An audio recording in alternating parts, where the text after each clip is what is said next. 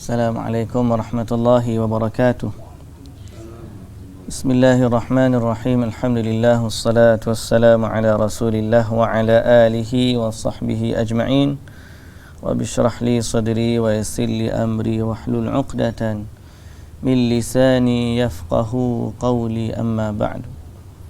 Puji dan syukur bagi Allah Subhanahu wa taala, selawat dan salam atas Nabi junjungan kita Nabi Muhammad sallallahu alaihi wasallam, juga atas ahli keluarga baginda, para sahabatnya dan para pengikutnya sehinggalah ke hari kiamat. Alhamdulillah. Muslimin dan muslimat yang dirahmati Allah Subhanahu wa taala sekalian, InsyaAllah pada pagi ini kita sambung bacaan dari surah Taubah bermula ayat yang ke-80. A'udzu billahi minasy syaithanir rajim. Bismillahirrahmanirrahim. Istaghfir lahum aw la tastaghfir lahum in tastaghfir lahum 70 marratan falan yaghfirallahu lahum. ذلك بأنهم كفروا بالله ورسوله والله لا يهدي القوم الفاسقين. فرح المخلفون بمقعدهم خلاف رسول الله وكرهوا أن يجاهدوا بأموالهم وأنفسهم في سبيل الله وقالوا لا تنفروا في الحر قل نار جهنم أشد حرا لو كانوا يفقهون فليضحكوا قليلا وليبكوا كثيرا جزاء بما كانوا يكسبون. فإن رجعك الله إلى طائفة منهم فاستأذنوك للخروج فقل لن تخرجوا معي أبدا ولن تقاتلوا معي عدوا إنكم رضيتم بالقعود أول مرة فاقعدوا مع الخالفين ولا تصل على أحد منهم مات أبدا ولا تقم على قبره إنهم كفروا بالله ورسوله وماتوا وهم فاسقون. ولا تعجبك أموالهم وأولادهم إنما يريد الله أن يعذبهم بها في الدنيا وتزهق أنفسهم وهم كافرون. وإذا أنزلت سورة أن آمنوا بالله وجاهدوا مع رسوله استأذنك أولو الطول منهم وقالوا ذرنا لكم مع القاعدين. Baik, bismillahirrahmanirrahim. Alhamdulillah, puji dan syukur bagi Allah Subhanahu wa taala. Selawat serta salam atas Nabi kita Muhammad sallallahu alaihi wasallam, juga atas ahli keluarga baginda, para sahabatnya dan para pengikutnya yang setia sehinggalah ke hari kiamat. Alhamdulillah, alhamdulillah. Baik, hari ini kita tadabbur ayat 80 dari surah At-Taubah. Apa kata Allah Subhanahu wa taala? Istaghfir lahum aw la tastaghfir lahum. Istaghfir lahum aw la tastaghfir lahum. Kamu beristighfar atau istighfarlah untuk mereka, atau kamu tidak minta ampun untuk mereka. Jadi Allah Subhanahu wa taala kata kepada Nabi sallallahu alaihi wasallam, kamu istighfar kepada mereka pun boleh, kamu tak istighfar pun kepada mereka pun boleh. Okey, kemudian Allah Taala kata, in tastaghfir lahum, kalaupun engkau wahai Muhammad minta ampun atau minta istighfar bagi mereka 70 kali sekalipun, falan yaghfirallahu lahum, maka Allah tidak sekali-kali mengampunkan mereka. Dzalika bi annahum, yang demikian itu kerana mereka telah kufur kepada Allah dan Rasulnya. Wallahu la yahdil qaumal fasiqin, dan Allah tidak akan memberi hidayah petunjuk kepada kaum yang fasik. Baik, dalam ayat ini, kalau dalam tafsir disebut bab an-nahyu 'anil istighfar lil munafiqin, larangan dari istighfar kepada orang munafik. Ayat ini Allah Subhanahu wa taala menyatakan bahawa orang munafik ni bukan ahli istighfar. Bukan ahli istighfar. Yakni mereka tidak layak untuk minta ampun. Rupa-rupanya istighfar ni ada ahli dia, ada kelayakan dia. Makna bukan semua orang Allah Ta'ala benarkan istighfar. Bukan semua orang Allah benarkan istighfar. Dan bukan semua orang, kalaupun Nabi SAW istighfar untuk mereka, Allah akan ampunkan. Ayat ni Allah melarang Nabi SAW dalam bahasa contoh andaian. Maknanya kamu istighfar kepada mereka ke atau kamu tak istighfar kepada mereka ke, sama je. Sebab kalau kamu istighfar pun kepada mereka, Allah Ta'ala tidak akan ampunkan mereka, kerana mereka itu bukan ahli istighfar. Bukan ahli istighfar. Kenapa? Sampai bukan sekali, 70 kali. Orang Arab bila sebut 70 kali ni menunjukkan jumlah yang banyak. Maknanya bukan Nabi SAW suruh, bukan Allah Ta'ala suruh Nabi SAW istighfar 70 kali. Tak. Tapi nak sebutnya, kalau sekiranya Nabi istighfar 70 kali ataupun lebih, atau banyaklah maknanya. Banyaknya, kalaulah Nabi istighfar kepada munafik ni banyak sekalipun, maka Allah tetap tidak akan mengampunkan mereka. Kerana apa? Kerana zalika bi annahum kafaru billahi wa rasulih, yang demikian itu kerana mereka telah kufur kepada Allah dan Rasulnya. Kerana mereka itu telah kufur kepada Allah dan Rasulnya. Jadi yang menghalang istighfar ni apa dia? Kekufuran. Orang yang kafir tidak layak untuk istighfar. Istighfar hanya layak kepada orang-orang yang beriman. Hatta Nabi SAW dilarang minta ampun untuk pakciknya, Abu Talib. Dan Allah melarang orang-orang yang beriman lain minta ampun untuk orang-orang kafir. Tak boleh bila orang kafir mati kita kata semoga Allah mengampunkan dia.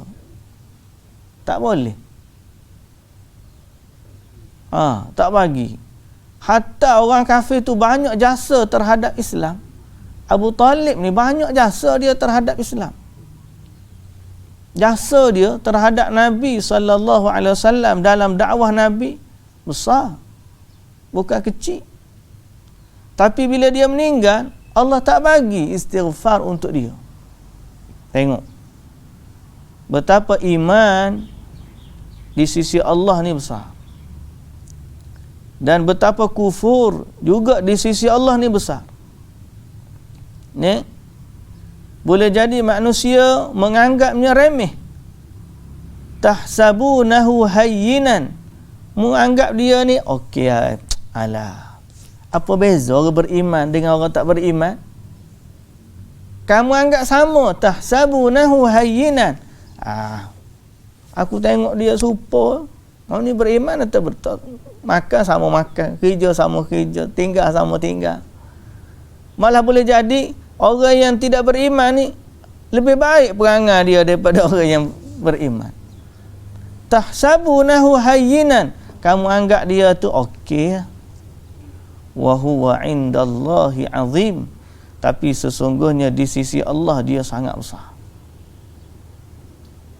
Jadi orang yang kafir kepada Allah ni, kalau dia mati dalam kekufuran, maka dia tidak layak untuk diminta ampun untuknya, walau yang nak minta ampun itu adalah Nabi sallallahu alaihi wasallam. Jadi kalau kita, apatah lagi kalau tiba-tiba ada orang ni, jangan siapa perikat orang Malaysia ni, mau mati penyanyi Korea pun histeria, mati sedih, semoga Allah Ta'ala ampunkanlah dosa dia. Siapa kata lagu tu?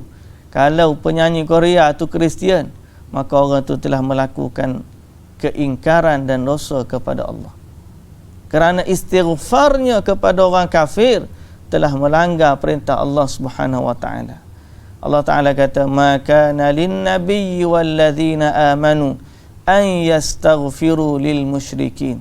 Tidak boleh bagi nabi dan orang-orang yang beriman minta ampun untuk orang-orang yang kafir, walau kanu uli qurba, walaupun mereka itu ahli keluarga yang rapat.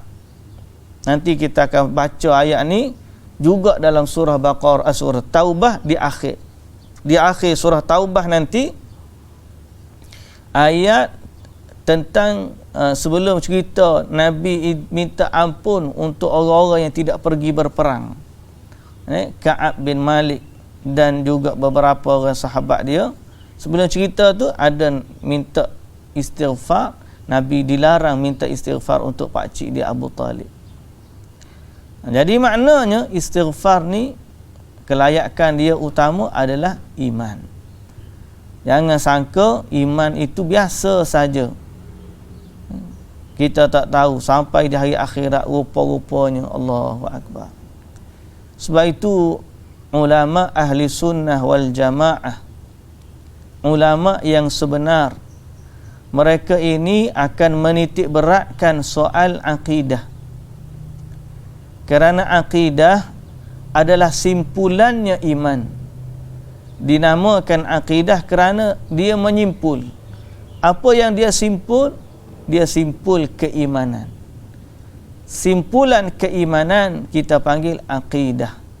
Terlerainya ikatan akidah ini, maka dibimbangi, hilanglah iman. Jadi ulama ahli sunnah sangat-sangat menitik beratkan soal akidah, dan mereka sangat sensitif dengan perbuatan-perbuatan yang mencalar atau merosakkan akidah, yang disebut sebagai kesyirikan. Syirik, benda-benda syirik ni mengeluarkan seorang itu dari Islam, mengeluarkan seseorang itu dari Islam. Walaupun mungkin pada realiti, pada zahir manusia nampak dia Islam, tetapi kalau di sisi Allah, Allah Ta'ala tahu apa yang ada di dalam lubuk hati, dan kalau benda tu betul syirik, maka kita bimbang Allah Ta'ala tidak akan terima iman dia. Jadi sebab itu sampai peringkat ulama-ulama ahli sunnah tak bagi berdoa di kubur, kerana bimbang masuknya unsur syirik. Kerana itulah ulama tak bagi pakai tangkal dan azimat. Kerana bukan ulama tak bagi, Nabi lah, Nabi sallallahu alaihi wasallam kata inna ruqa wattiwala wattamaim syirkun. Inna ruqa kan. Tak ingat lafaz. Tapi Nabi sallallahu alaihi wasallam larang daripada kita minta jampi serapa, pakai tangkal, azimat. Perkara-perkara tersebut boleh membawa kepada syirik. Dan kenapa kita panggil banyak ulama-ulama ingatkan umat dia tentang syirik? Bukan kerana nak mengeluarkan orang tu daripada Islam, tidak. Tapi kita nak mengingatkan mereka daripada perbuatan tersebut. Ada orang dia suka, dia bila kita sebut tentang syirik, dia kata, oh, orang-orang ni suka mengkafirkan orang. Beza kalau kita sebut nama Fulan bin Fulan kafir, Fulan bin Fulan kafir, yang tu memang dia mengkafirkan orang. Kadang-kadang orang tak faham, dia anggap mengkafirkan orang, padahal yang orang tu sebut, yang syekh tu sebut, yang guru tu sebut, siapa-siapa yang melakukan begini dan begini, maka hukumnya syirik. Dia tak sebut orang, dia menghukum perbuatan. Menghukum perbuatan ni supaya orang-orang beringat. Beza menyatakan kesyirikan dengan menghukum orang dengan syirik. Tapi begitulah, dia macam orang gini. Orang non-Muslim, bila kita kata agama dia tidak benar, Islamlah satu-satunya agama yang benar, kita tak kata kat dia, kita kata perbuatan itu mensyirikkan Tuhan, patung itu tak ada kuasa. Patung itu dibuat orang, dia pun makhluk, dia ni ada kemudian daripada kita, dia ada kemudian daripada yang menyembah dia. Macam mana dia boleh dianggap sebagai Tuhan? Mantu orang dengar tu, penyembah berhala kata, oh, dia telah menghina Tuhan saya. Dia kata gitu lah. Dia bila kena atas batang tubuh dia akan rasa, oh, terhina. Orang tu mengkafirkan. Padahal menyatakan kebenaran ni memang sifat dia lagu tu. Kita sebut perbuatan ni syirik. Kenapa sebut gitu? Pasal apa? Sebab kita bimbang orang buat. Kenapa kita bimbang orang buat? Kerana kita sayang kepada orang tu. Kita tak nak dia terjebak dalam perbuatan yang merosakkan akidah dia. Kemudian ada pula pihak-pihak yang kata, oh, inilah dia. Orang-orang ngaji Mufti Madinah ni suka menghukumkan orang tu kafir. Bukan orang ngaji Madinah je. Bacalah kitab-kitab. Dalam kitab tu ulama-ulama sebut. Ulama tu bukan ngaji Universiti Madinah semua. Bahkan ada yang tulis kitab tu sebelum Universiti Madinah ada lagi. Ratusan tahun. Ulama dah pesan pada kita ni jauhi perbuatan-perbuatan syirik. Malah Nabi SAW, benda yang paling Nabi takut adalah syirik. Kita ni menyampaikan ayat Quran, menyampaikan hadis Nabi. Itulah yang kerja ulamanya. Nita, dia defend pula orang amalan-amalan masyarakat yang menjerumuskan kepada syirik, dia defend. Pasal apa? Nanti ulama akan rasa dia ni ahli neraka lah kalau gitu kan. Lah memang kita nak selamatkan dia daripada neraka lah. Sebab tu yang kita sebut syirik tu. Kita bukan nak suruh dia masuk neraka, tak. Kita nak selamatkan dia daripada neraka. Itu kerja ulama ahli sunnah. kita mendoakan kepada mereka syurga. Tapi sebagaimana yang saya sebut baru ni kan, syair Arab kata apa? Tarjun najata walam tasluk masalikaha. Tarjun najata walam tasluk masalikaha. Inna safinata la tajri ala al-yabasi atau ala al-yabasi. Alal yubsi. Tarjun najata, kamu nak selamat, tapi kamu tak ikut jalan keselamatan. Jalan selamat tu kamu tak ikut. Kamu nak syurga, tapi kamu tak ikut jalan syurga. Inna safinata, sesungguhnya kapal itu tidak berlayar di tanah yang kering. Tidak berlayar di tanah kering. Jadi kalau nak suruh kapal tu berjalan, kena lalu dekat laluan jalan dia. Samalah juga kita nak masuk syurga, kena lalu jalan syurga. Mana jalan syurga dia? Ikut sunnah Nabi sallallahu alaihi wasallam. Ada ke tak Nabi ajar kita pakai tangkal, pakai azimat, doa minta dengan orang mati dalam kubur, puja kubur, ikat kain kuning, nak sujud dekat kubur? Ada ke Nabi ajar macam tu? Jadi kalau kita nak masuk syurga, ikutlah jalan Nabi. Yang tu ya isi dia.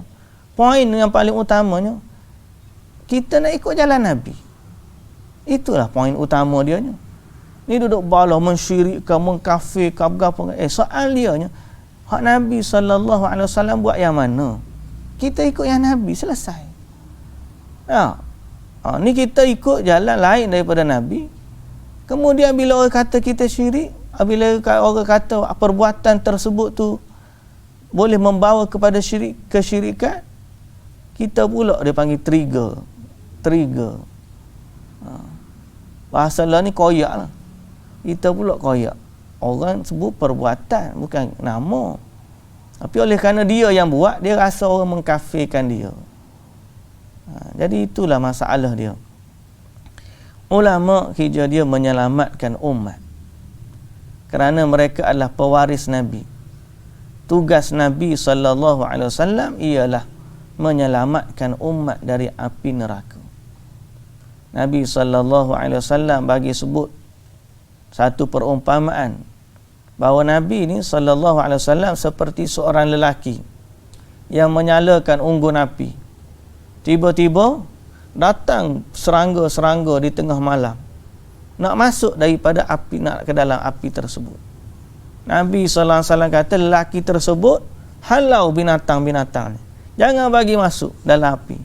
Tapi binatang-binatang serangga ni tidak mengendahkan lelaki tersebut, dia masuk juga di dalam api. Jadi itulah perumpamaan Nabi. Nabi ni nak selamatkan orang daripada neraka. Jangan buat macam ni, jangan buat macam ni. Allah Ta'ala kata, bukan dia ni, bukan Nabi pemegang kunci syurga. Bukan Nabi ni suka-suka nak masukkan orang dalam neraka. Nabi kalau boleh nak suruh semua masuk syurga. Dia minta kepada Allah untuk umat dia ni, siapa pekat lebih separuh daripada ahli syurga adalah dari umat Nabi sallallahu alaihi wasallam. Ni mula-mula 1/4, lepas tu 1/3, lepas tu 1/2 daripada ahli syurga ni adalah umat Nabi sallallahu alaihi wasallam. Tapi Nabi yang begitu kasihnya dengan umat, bil mu'minina raufur rahim, Nabi inilah yang tegas apabila berlakunya benda-benda syirik. Orang minta dengan Nabi nak ikat dekat pokok, ikat pedang, ikat gapo kan. Orang panggil, Allah lupa nama pokok tu apa dah? Pokok Ridwan tu untuk ni, untuk bai'ah. Pokok orang-orang kafir ni, dia zaman jahiliah dia ada pokok, dia ikat pedang, dia ikat tangkal, dia ikat azimat untuk buat doa. Jadi bila sahabat ni lalu tempat tu, sahabat pun tengok. Lepas tu dia pun tanya Nabi Rasulullah, kita tak ada orang jenis lagu tu. Buatlah ke kita satu pokok macam tu. Jadi Nabi kata kamu ni serupa Bani Israel. Kata kepada Nabi Musa, buatlah kepada kami satu Tuhan sebagaimana mereka tu ada Tuhan. Nabi tak bagi. Pasal apa? Itu adalah jalan kesyirikan. Tegas. Nabi SAW tak ada kompromi. Okay? Tak ada kompromi. Bila orang kata kepada Nabi, Masya Allah wa syi'ta, apa yang Allah kehendaki dan engkau kehendaki. Nabi kata jangan syirikkan aku dengan Allah. Jangan syirikkan Nabi SAW dengan Allah Subhanahu wa ta'ala. Jadi tegas Nabi dalam soal akidah. Tujuan tegas tu kembali kepada kita sebut tadi. Tujuan tegas tu apa? Menyelamatkan orang dari api neraka. Dan bila sebut perbuatan itu membawa ke syirik, perbuatan itu syirik contohnya, kita bukan nak suruh dia masuk neraka, kita nak selamatkan dia daripada neraka supaya dia sedar perbuatan itu syirik dan boleh membawa kepada neraka. Jadi tinggallah perbuatan tersebut, selamatlah dia daripada neraka. Ni kalau kita ni macam anak kita dok main pisah, kita pun tak apalah dia main, bahaya tu. Lepas tu ambillah pisah, tak apa, tak boleh kita ambil pisah, nanti dia marah pula. Jadi kalau dia cederakan diri dia sendiri, tu macam mana? Kita tak jaga dia lah maksudnya. Jadi kena jelas dalam soal akidah ni. Kembali kepada ayat. Dzalika bi annahum kafaru billahi wa rasulih. Kemudian demikian itu kerana mereka telah kufur kepada Allah dan Rasulnya. Wallahu la yahdil qaumal fasiqin. Dan Allah tidak akan memberi hidayah petunjuk kepada kaum yang fasik. Rest in peace, RIP. Tak payah sebut Peace, maksud apa peace dia tu? Bersemadilah dengan aman. Kalau kita nak pergi sebut tu, kita pergi ucap untuk keluarga dia tak apa. Kita kata sabar. Sabarlah. Mudah-mudahan Allah kamu dapat menempuh ujian ni dengan tenang. Gitu tak apalah. Kita ucap takziah kat dia. Takziah lah. Harap bersabar. Tapi kalau kita doa kepada orang meninggal tu kebaikan, sedang dia kafir, maka itu tidak, orang panggil, selari dengan ayat-ayat Al-Quran. Kalau dia tak tahu, mudah-mudahan Allah ampunkanlah dia. Baik. Farihal mukhallafuna bimaq'adihim khilafa Rasulillah. Orang-orang munafik yang ditinggalkan, yang tidak berperang itu, bersukacita disebabkan mereka tinggal di belakang Rasulullah sallallahu alaihi wasallam. Jadi mereka yang tak pergi tu, yang diberi izin ke apa semua tu, mereka seronok tak pergi perang. Wa karihu an yujahidu bi amwalihim wa anfusihim. Dan mereka sememangnya tidak suka berjihad dengan harta benda dan jiwa mereka pada jalan Allah. Memang asalnya dia minta izin tak pergi perang tu memang sebab tak nak pergi lah. Jadi bila Nabi bagi izin tak pergi tu, seronoklah dia. Wa qalu la tanfiru fil har. Dan mereka pula menghasut dengan berkata, janganlah kamu keluar ramai-ramai pada musim panas ini. Panas lah ni. Musim kurma tengah masak. Kurma musim panas, kurma masak. Nak keluar perang pula, tinggal kurma-kurma yang sedang masak ranum. Jangan. Panas nak gitu, baik duduk sini lah. Jadi mereka menghasut orang-orang yang beriman pula. Wa qalu, kerana pada perang Tabuk mereka keluar pada musim yang sangat panas, di mana buah buah sedang ranum dan pohon sedang teduh. Dan mereka musim panas pun orang sukalah teduh ni.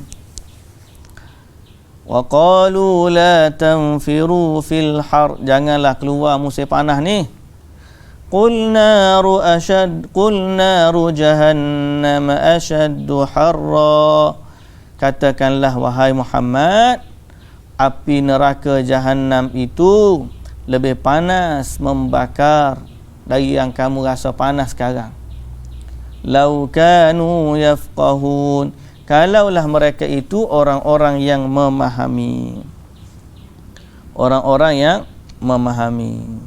Kalaulah dia tahu api neraka ni panas dia. Dalam hadis sebut api neraka ni kepanasan dia 70 kali ganda lebih panas daripada api yang kita nyalakan di dunia.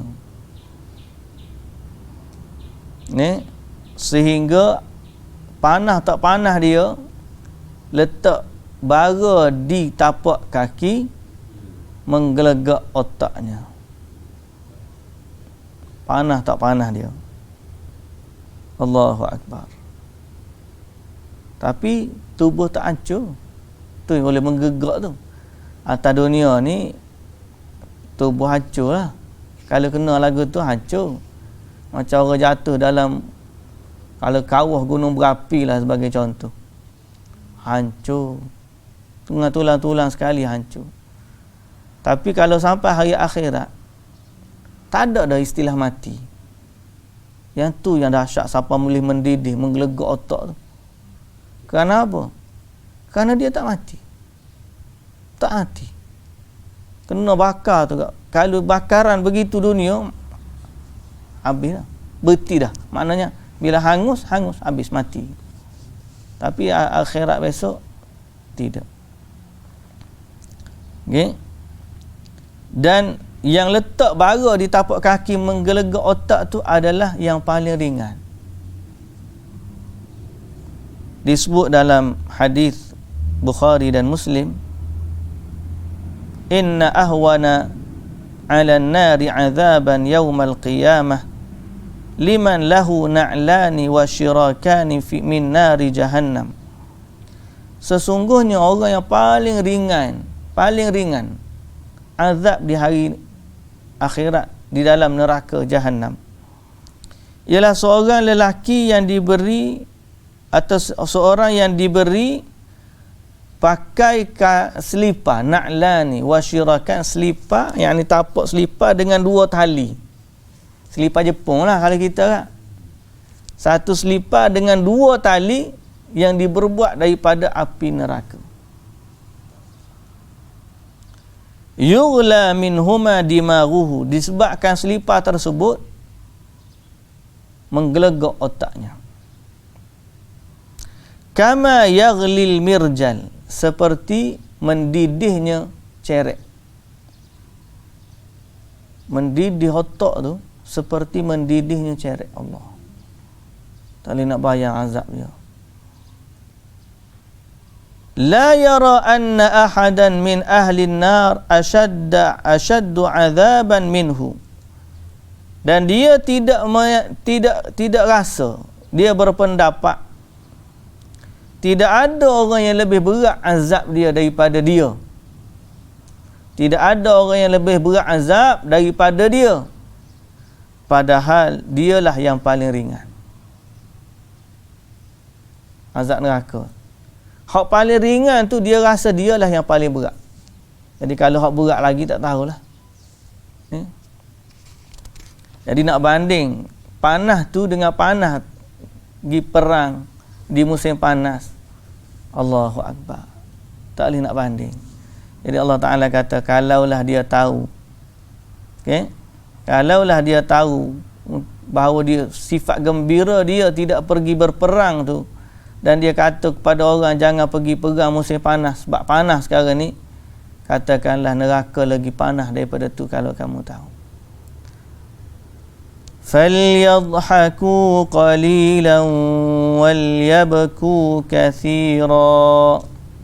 Maka bolehlah ketawa mereka sedikit. Oleh itu berketawalah sedikit di dunia. Walyabku kathira, dan mereka akan menangisnya banyak. Lah ni ketawalah. Hak ketawa kamu tu sikit je. Nanti kamu akan menangis banyak. Jazaa'an bima kanu yaksibun. Sebagai balasan bagi apa yang telah mereka usahakan. Jadi kita pun jangan ketawa banyak. Pasal apa kita pun tak tahu lagu mana. Semoga Allah Azza wa Jalla mengampunkan dosa-dosa kita. Fa in raja'aka Allahu ila ta'ifatin minhum, maka jika Allah mengembalikan engkau kepada segolongan dari mereka, yakni orang-orang munafik itu di Madinah, fasta'dhanuka lil khuruj, kalau kemudian mereka minta izin untuk keluar bersama kamu nak perang, faqul lan takhruju ma'iya abada, maka kamu katakanlah kamu sekali-kali tidak akan keluar bersama-samaku selama-lamanya. Walan tuqatilu ma'iya aduwa, dan kamu sekali-kali tidak akan memerangi musuh bersama-samaku. Jadi Allah Ta'ala bagi tahu kepada Nabi, mana-mana orang yang tak pergi perang ni, dia minta izin dengan kamu tak pergi perang, maka lepas daripada ni, kalau dia nak perang pun tak boleh. Ni tidak diizinkan untuk orang munafik keluar ke medan perang. Yani kalau sekiranya lepas perang ni kamu balik selamat, tiba-tiba ada perang pula, orang tu nak pergi, tak payah pergi ya. Innakum raditum bil qu'udi awwala marrah, sesungguhnya kamu telah bersetuju tinggal pada kali yang pertama, oleh itu duduklah kamu bersama-sama dengan orang yang tinggal. Faq'udu ma'al khalifin, duduklah, tak payah pergi perang. Jadi itu perintah Allah Subhanahu wa taala kepada mereka. Wala tusalli ala ahadin minhum mata abada, dan janganlah engkau sembahyangkan seorang pun yang mati dari kalangan munafik itu selama-lamanya. Wala taqum ala qabri, janganlah engkau berada di tepi kuburnya. Istighfar pun tak boleh, solat jenazah pun tak boleh. Allah tak bagi. Hadis ni atau ayat ni ada cerita di sebaliknya. Okay? Kenapa Allah Ta'ala larang ni? Pertama, bila turun ayat yang kita sebut di awal tadi, kamu istighfar ke, kamu tak istighfar ke, sama je. Jadi pada sangkaan Nabi SAW, Nabi sangka Allah bagi pilihan kepada dia. Nak istighfar pun boleh, tak istighfar pun boleh. Cuma kalau istighfar, Allah Ta'ala tak akan ampun. Okay? Lalu apabila Abdullah bin Ubay bin Salul sakit nak meninggal, apabila Abdullah bin Ubay bin Salul, bapa munafik ni meninggal, bapa munafik ni, ketua munafik Madinah, meninggal. Bila dia meninggal, anak dia ni Abdullah bin Abdullah ni nama kemain comel dah. Ayah dia ni lah Abdullah, nama dia. Sehari dua ni saya tengok bukan viral lah, ada orang share dalam Facebook tentang memuliakan nama Allah di tempat-tempat yang bercetak. Salah satu yang kita tak perasan ialah di botol kicap. Botol kicap. Perasan tak? Ada satu jenama kicap ni famous, masyhur. Lepas tu dia tulis nama tuan dia. Kicap cap kipas udang. Habhal. Habhal tu Haji Abdul Latif. Kau ayah dia ke? Ayah dia Haji Abdul Latif tu, dia Haji Abdul apa? Halim ke? Cuba tengok Haji Abdul Habhal. Haji Abdul Halim bin Abdul Latif bin Haji Abdul Latif. Kan? Habhal tu nama on company Habhal. Jadi bila dia adalah nama tu Abdul Latif, di botol kicap tu ada nama Abdul Latif. Abdul tu hamba, Latif tu nama Allah. Latif tu nama Allah. Jadi boleh ke bila seorang tu dia habis guna kicap tu, dia pun buang macam tu je. Sedangkan pada botol tersebut ada nama Allah. Jadi kalau dia sudah adabnya kita dengan nama Allah ni, dia tak boleh buang. Habis tu macam mana? Kena sipar botol kicap tu penuh rumah kita. Cara dia kikirlah dulu. Buang kalimah nama Allah tu, kikir sikit. Kikir, biar hilang nama Allah tu. Buang. Itu antara cara kita memuliakan nama Allah. Cara kita memuliakan nama Allah. Sebab ulama-ulama dulu kalau ada tulisan-tulisan kertas-kertas kotor yang ni, dia tak buang macam tu. Dia akan bakar ke, dia akan potong dulu nama tu. Pasal apa? Sebab itu termasuk daripada mengagungkan nama-nama Allah. Kalau tak tahu istighfar lah. Saya pun tak perasan juga bila orang share tu. Ya juga. Tak perasan. Kita tak perasan. Banyak mana dah botol kicap tu hari dalam rumah kita. Buang gitu je. Orang kata jalan selamat beli jenama lain. Tapi kita nak rasa bukan nak jenama dia. Kan? Cuma tu nak sebutnya, nama Allah tu termasuk Al-Abdul Latif. Tak ada kaitan dengan Abdullah bin Ubay bin Salul. Hak tu munafik, hak ni kita tak katalah dia. Cuma nak sebutnya bab nama. Nama dia Abdullah bin Ubay. Anak dia Abdullah, ayah dia pun nama Abdullah, tok dia nama Ubay. Hak munafiknya siapa? Ayah dia ni, Abdullah bin Ubay. Anak dia Abdullah bin Abdullah ni, anak dia orang Islam betul. Jadi bila ayah meninggal, anak ni datang jumpa Nabi. Datang jumpa Nabi sallallahu alaihi wasallam. Jadi dia minta kepada Nabi supaya pergi tengok ayah dia. Tengok ayah dia. Kemudian bila tu Nabi sapa, bila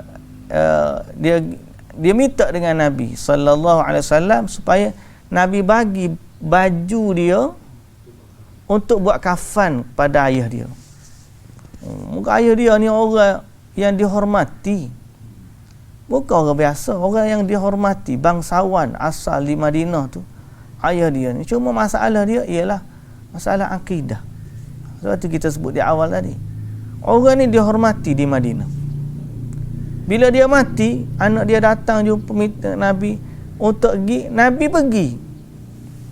Anak dia minta baju Nabi untuk kafankan ayah dia, Nabi bagi. Kemudian ayah dia, anak dia minta Nabi semayang jenazah ke ayah dia, Nabi semayang. Umar bin Al-Khattab bila tengok begitu, Umar pegang Nabi. Umar pegang baju Nabi. Faqala ya Rasulullah, tusalli alaihi wa qad nahaka rabbuka an tusalli alaihi. Kamu semayang kat dia, sedang Allah Ta'ala larang kamu semayang atasnya. Larang kamu berdoa ke atasnya. Nabi SAW kata, Allah bagi pilihan kepadaku.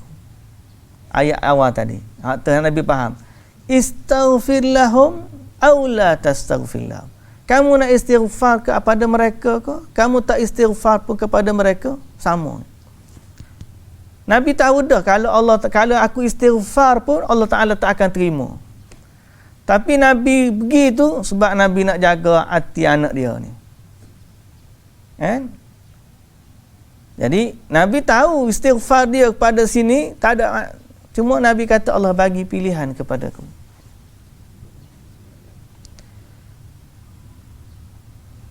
Lepas tu dalam riwayat ni Nabi SAW, wa sa'aziduhu ala sab'in. Aku akan istighfar lebih daripada 70 kali.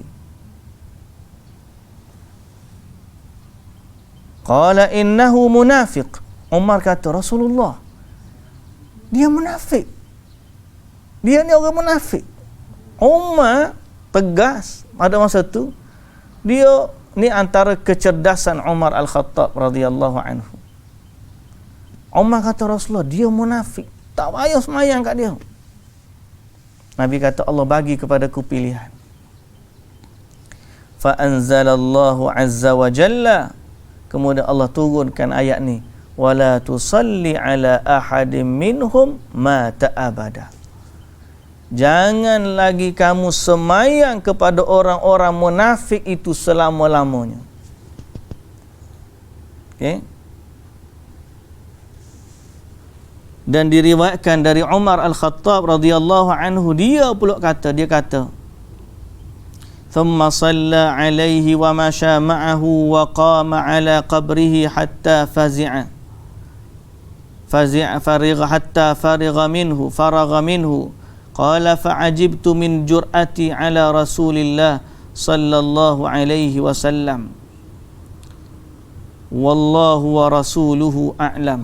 Umar kata kemudian Nabi pun pergi semayang, pergi duduk atas kubur dia sampai selesai. Aku pun heran, macam mana aku boleh berani hari tu. Umar kata, aku berani hari tu untuk aku kata Rasulullah jangan semayang, sedang Allah dan Rasul lebih tahu. Tidak lama selepas itu turun ayat Quran, wala tusalli ala ahadin minhum mata abada. Jangan kamu semayang ke atas golongan munafik ni. Jadi selepas daripada itu Nabi SAW tak pergi pun semayang kepada mana-mana orang munafik yang mati. Sebab tu Umar Al-Khattab radhiyallahu anhu, dia akan tengok Huzaifah ibn al-Yaman. Huzaifah pergi semayang ke tak semayang? Bukan kata jenazah orang tu tak disemayangkan langsung, tak. Orang lain semayang, tapi Rasulullah SAW tidak semayang. Pasal apa? Semayang Rasulullah ni termasuk dalam syafaat, istighfar kepada Nabi, minta kot semayang.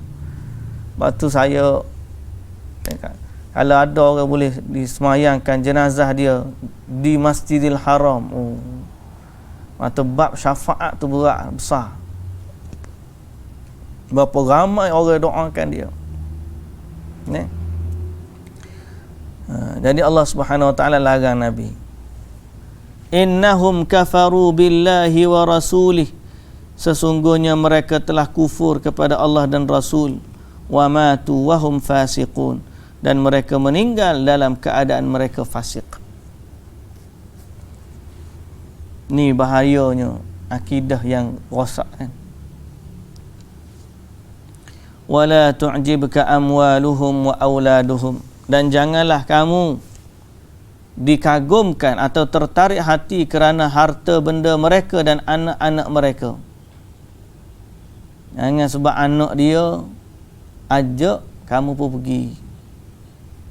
Jangan kamu tertarik atau takjub dengan harta dan anak-anak mereka. Innama yuridullahu an yu'adzibahum biha fid dunya. Kerana Allah sesungguhnya hendak menyeksa mereka dengannya di dunia dan hendak menjadikan nyawa mereka tercabut sedang mereka dalam keadaan kafir. Okey, sedang mereka dalam keadaan kafir. Ayat ni kita dah baca dah sebelum ni sama. Dengan ayat nombor apa?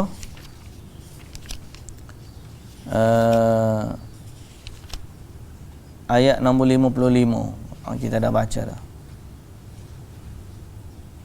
Kemudian Allah Subhanahu wa taala kata lagi, wa idza unzilat suratun, dan apabila diturunkan satu surah Al-Quran yang menyuruh mereka berimanlah kamu kepada Allah dan berjihadlah bersama-sama dengan Rasulnya, nescaya orang-orang yang kaya di antara mereka minta izin kepada kamu dengan berkata, biarkanlah kami tinggal bersama dengan orang-orang yang tinggal. Dan inilah antara sifat mereka, dan bandingkan nanti dengan sifat orang yang beriman. Orang beriman sifat dia beza. Orang munafik ni sifat dia nak pergi perang, pergilah kami duduk sinilah. Sama dengan orang-orang Bani Israel dengan Nabi Musa kan. Tapi orang beriman sifat dia lain. Untuk orang beriman tu kita baca besok hari dah insya-Allah. Wallahu taala alam. Subhanakallahumma wa bihamdika asyhadu an la ilaha illa anta astaghfiruka wa atubu ilaik. Assalamualaikum warahmatullahi wabarakatuh.